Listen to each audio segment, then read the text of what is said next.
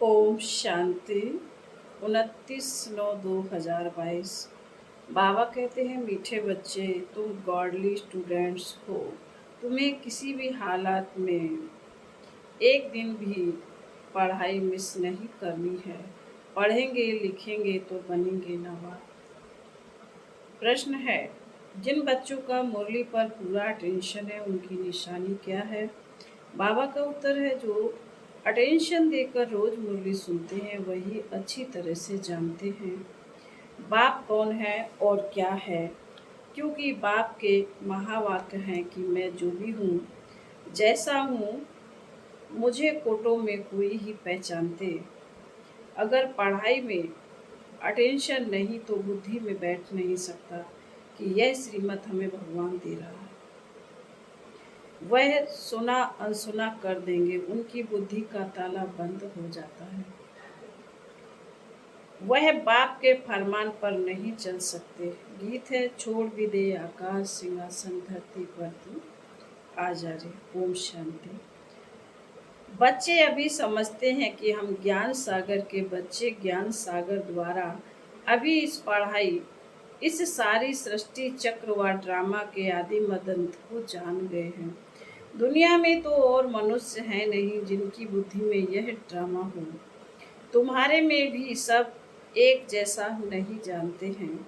तुम बच्चे जानते हो, यह भारत अविनाशी खंड है। यह भारत ही सच खंड और झूठ खंड बनता है। सच खंड को स्वर्ग और झूठ खंड को नर्क कहा जाता है। यहाँ कई बच्चे समझते हैं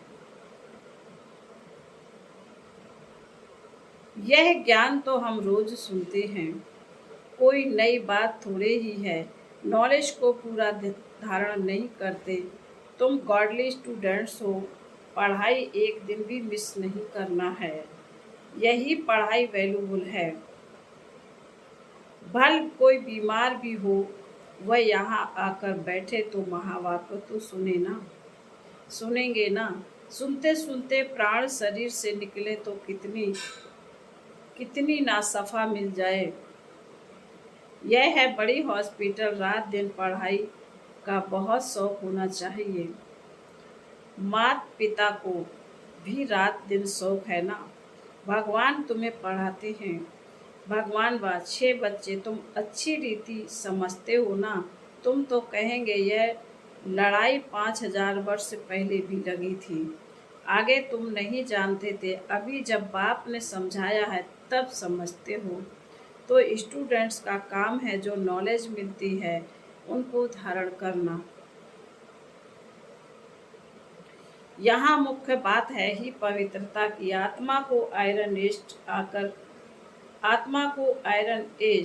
में आकर काली बन गई है। आत्मा जो आयरन एज में आकर के काली बन गई है, खाद पड़ गई है, उसको निकालना है। तुम आत्माओं के अंदर में ख्याल आने चाहिए। शिव बाबा हमारे साथ बात कर रहे हैं।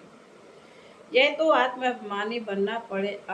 अभिमानी यहाँ परमपिता परमात्मा ही बनाते हैं, और कोई ऐसी ताकत नहीं है जो ऐसे आत्मा अभिमानी बनकर बैठकर समझाएं। भल कहते हैं हम ईश्वर हैं, फलाना हैं, परंतु जानते कुछ भी नहीं। तुम्हारी बुद्धि में है। हम सारे सृष्टि चक्र के आदि मद अंत को जानते हैं। धारणा करने वालों में भी नंबरवार तो है ना सिर्फ यहाँ लेकर जो भी सेंटर है। बाबा कह रहे ना सिर्फ यहाँ, लेकिन जो भी सेंटर हैं वहाँ भी नंबरवार हैं। स्टूडेंट्स कभी एक समान नहीं होते। कोई मास में 20 दिन आते हैं, कोई एक्यूरेट आते होंगे। भल कोई कहाँ भी जाते, परंतु वहाँ भी रेगुलर पढ़ना है। अगर मुरली नहीं पढ़ते तो एब्सेंट डाली जाती है। अगर मुरली जाती है, पढ़ते हैं तो एब्सेंट नहीं कहेंगे। कोई स्कूलों में ऐसे नहीं होता है। यहाँ बाहर जाने से उनको कुछ न कुछ पढ़ने के लिए देंगे। अगर कोई हॉस्पिटल में है, वहाँ भी जाए, तुम उनको मुरली सुना सकते हो। यह मोस्ट वैल्यूबल नॉलेज है।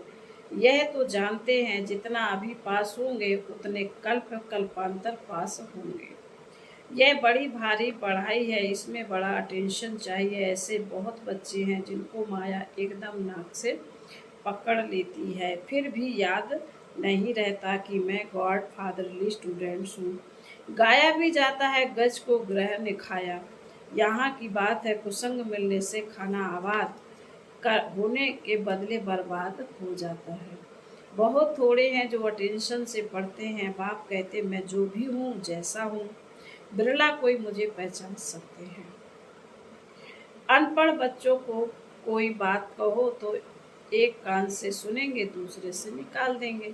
भगवान के हम भगवान के हमको डायरेक्शन मिलते हैं, वह बुद्धि में नहीं रहता है। पूरा योग ना होने के कारण माया बुद्धि को ताला लगा देती है। यह दंड पड़ जाता है क्योंकि फरमान पर नहीं चलते। बाबा कहते मैं कितनी दूर से आया हूँ तुमको पढ़ाने, तुम श्रीमत को मानते नहीं हो, फिर तुम्हारी क्या गति होगी। खुद भगवान खुद बैठ पढ़ाते हैं, आज्ञा करते हैं, ऐसे नहीं कि प्रेरणा करते हैं। इसमें प्रेरणा की बात ही नहीं, यह तो ड्रामा बना बनाया है, अनादि है। यह तो पतित मनुष्य भी कह देते हैं कि परम पिता की परमात्मा की प्रेरणा से यह काम होता है, परंतु परंतु ऐसे तो है नहीं।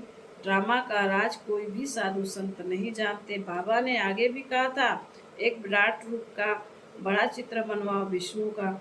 वो लोग तो रोम बना देते हैं, देवता क्षत्रिय वैश्य शूद्र भी दिखाते हैं। डिटेल में नॉलेज कुछ भी नहीं जानते, सिर्फ ऐसे ही कह देते हैं, अर्थ कुछ भी नहीं समझते हैं।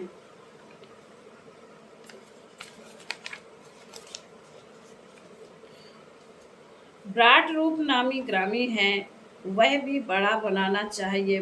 भल हमारे चित्र में भी है ब्राह्मण देवता क्षत्रिय वैश्य शूद्र विराट, परंतु बाप कहते हैं कि विष्णु का चित्र बनाना चाहिए, ऊपर में चोटी भी देनी चाहिए। शिव बाबा भी ऊपर में देना चाहिए। स्टार मुआफिक, बाबा स्टार मुआफिक है। फिर ब्राह्मणों की चोटी, अंग्रेजी में लिखा है यह बीके ब्राह्मण वर्ण है, एक जन्म, यह है मोस्ट वैल्यूबल जन्म। लीप जन्म, लीप युग है, यह है ऊंचे ते ऊंचे युग। इसको कोई जानते नहीं है, कोई भी शास्त्रों में यह नहीं है, पर पतित पावन बाप को बुलाते हैं तो इसका मतलब कलयुग का अंत है। संगम युग का तो किसी को पता नहीं। बाप कहते हैं यह भी समझाओ, ब्राह्मण जन्म एक जन्म, फिर देवता इतने जन्म और इतना समय। तुम क्रिश्चियन का भी दिखाते हो, 2000 वर्ष होंगे, फिर सबका पार्ट पूरा होता है, तो यह क्लियर लिखना चाहिए, ब्राह्मण वर्ण देवता वर्ण, फिर क्षत्रिय वर्ण रामराज, अभी तो है सर्व शूद्र वर्ण। विराट रूप दिखाना है, सारा खेल भी भीतर पर बना हुआ है, सारा खेल भी भारत पर बना हुआ है। भारत पावन, भारत पतित, बाकी सब बाई फ्लाइट हैं, उनका वर्णों के साथ कोई कनेक्शन नहीं है। भारत की महिमा बाप ने समझाई है, यह है अविनाशी खंड, वह है विनाशी खंड, यह भी तुम सजा जानते हो। बरोबर सतयुग में और कोई खंड नहीं होता, यह सब बाद में आए हैं, फिर सब खलास हो जाएंगे। अविनाशी खंड भारत ही रहेगा और सब खत्म हो जाएंगे, नाम निशान गुम हो जाता है। यह नॉलेज अभी ही तुम बच्चों की बुद्धि में है और कोई भी नहीं जानते। भारत पवित्र से पवित्र खंड था। भारत को कहा जाता है धर्म क्षेत्र। दान पुण्य जितना यहाँ होता है और कहीं नहीं होता है। यहाँ फिर से तुमको सारे विश्व के मालिक बने का वर्षा देते हैं, तुम इतना ऊंच वर्षा लेते हो, तुमको यह वर्षा था फिर गवाया। हार जीत होती है ना, अभी तुम जानते हो हम जी पा रहे हैं, फिर हार खाएंगे। यह हार और जीत का राज बुद्धि में फिरता रहेगा, जीत कैसे पाते हैं और फिर हार कैसे खाते हैं। सतयुग में यह नॉलेज थोड़े ही होती है, वहां तो है प्रारब्ध, यह राज हमने कहाँ से लिया, यह भी वहां पता नहीं रहता। अभी ही बाप द्वारा तुम नॉलेजफुल बनते हो, इस नॉलेज के आधार से तुम जाकर प्रारब्ध पाते हो। ड्रामा की रील फिरती रहती है, जो इमर्ज होता है उसी अनुसार तुम्हारी एक्ट चलती रहती है। 84 जन्मों की एक्ट ड्रामा में नूंद हुई है। आत्मा कितनी छोटी है, इसमें सारा पार्ट नूदा हुआ है, जो रिपीट होता रहता है। इसको कुदरत कहा जाता है। इस कुदरत को कोई नहीं जानते। इतनी छोटी आत्मा में कितना पार्ट है जो कभी विनाश नहीं हो सकता। इन साइंस वालों की बुद्धि अपने विनाश का प्रबंध कर रही है। तुम आत्मा ऊंच पद पाने का पुरुषार्थ कर रहे हो। वह समझते हम अभी स्टार यानी मून के नजदीक आए हैं, प्लाट लेंगे। वह बड़ा महत्व देते। हम तो कहते हैं कि यह तो सब अपनी मौत के लिए करते हैं। तुम बच्चे जानते हो यह सब तैयारियां हो रही हैं स्वर्ग के गेट खुलने के लिए। यह लड़ाई बिगड़ स्वर्ग के गेट कैसे खुलेंगे? पतित दुनिया का विनाश तो चाहिए ना। इन बातों को विद्वान पंडित आदि थोड़े ही जानते हैं। यह तुम जानते हो ड्रामा अनुसार नूद है, तो तुम बच्चों को यह पढ़ाई पढ़नी है। कोई तो सुनते सुनते पढ़ते पढ़ते खत्म हो जाती है, कोई तो बैठे हुए भी जैसे कि सुनते ही नहीं। धारणा जब खुद में हो तब तो औरों को समझा सके। धारणा ही नहीं है, सर्विस ही नहीं करते तो पद क्या मिलेगा? हाँ, स्वर्ग में जाएंगे, राजाई में आएंगे, परंतु सब तो राजा नहीं बनेंगे ना। पढ़ेंगे लिखेंगे होंगे नवाब, जो नहीं पढ़ेंगे पढ़ाएंगे तो भरी ढोनी पड़ेगी। यह तो होना ही है, जाकर चाकरी करेंगे। राजाई में आएंगे परंतु चाकरी करेंगे ना। प्रजा तो ढेर बन जाती है, लाखों की अंदाज में बनती है, उनके भी तो नौकर चाकर होंगे ना। प्रदर्शनी में तो बहुत सुनेंगे, कुछ ना कुछ बुद्धि में बैठेगा। आएंगे भी वही जो स्वर्ग में रहने वाले होंगे। साइंस धर्म वाले थोड़े ही आएंगे। जो थोड़ा बहुत सुनेंगे वह प्रजा में आ जाएंगे। योग तो लगाते नहीं हैं, विक्रम विनाश तो हो ना सके तो पद कहाँ से मिलेगा? तो बच्चों को सारा राज समझाया जाता है। यह राजधानी स्थापन हो रही, स्थापना जरूर संगम पर ही होगी ना। बाप कहते मैं आता ही हूँ कल्प के संगम युग पर। उन्होंने युगे युगे लिख दिया है, तो भी 4 युग अथवा 5वां युग कहो, फिर भी इतने अवतार क्यों दिखाए हैं?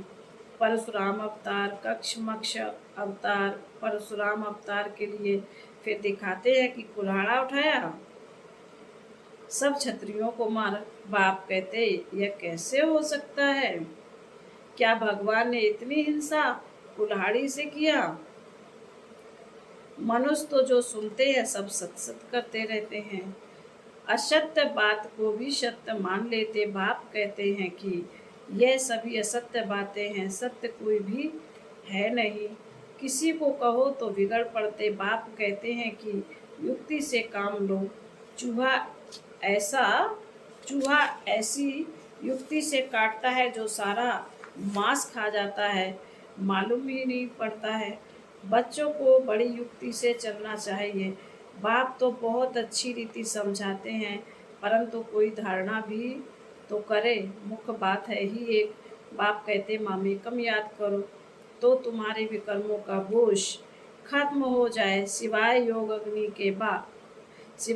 अग्नि के खाद निकल ना सके, नहीं तो कड़ी सजा खानी पड़ेगी। तुम्हें तो पास भी डोनर बनना है, प्रजा तो बहुत बनती है। नंबर बार बाकी राजाई के लिए मेहनत चाहिए, श्रीमत पर चलना चाहिए। बहुत चलते चलते पढ़ाई छोड़ देते। अरे गॉड फादर बैठा है, जहाँ जीना है ज्ञान अमृत पीते रहना है।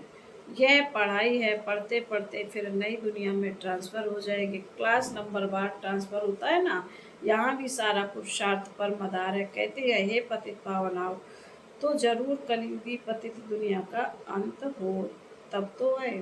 बाप कितना अच्छी रीति समझाते हैं। दुनिया में ब्राइट फेल होने के कारण जिसने जो सुनाया सत सत करते रहे, समझते कुछ भी नहीं। फिर बाबा बोले अच्छा, मीठे मीठे शिकीले दे बच्चों प्रति माता पिता बाप दादा का याद प्यार और गुड मॉर्निंग। रूहानी बाप की रूहानी बच्चों को नमस्ते। हम रूहानी बच्चों की रूहानी माता पिता बाप दादा का याद प्यार गुड मॉर्निंग और नमस्ते नमस्ते नमस्ते। ओम शांति। धारणा के लिए मुख्य बाबा कहते हैं नंबर 1, बाप की आज्ञाओं का उल्लंघन नहीं करना है, कुसंग से बचना है, रोज मुरली जरूर पढ़नी व सुननी है।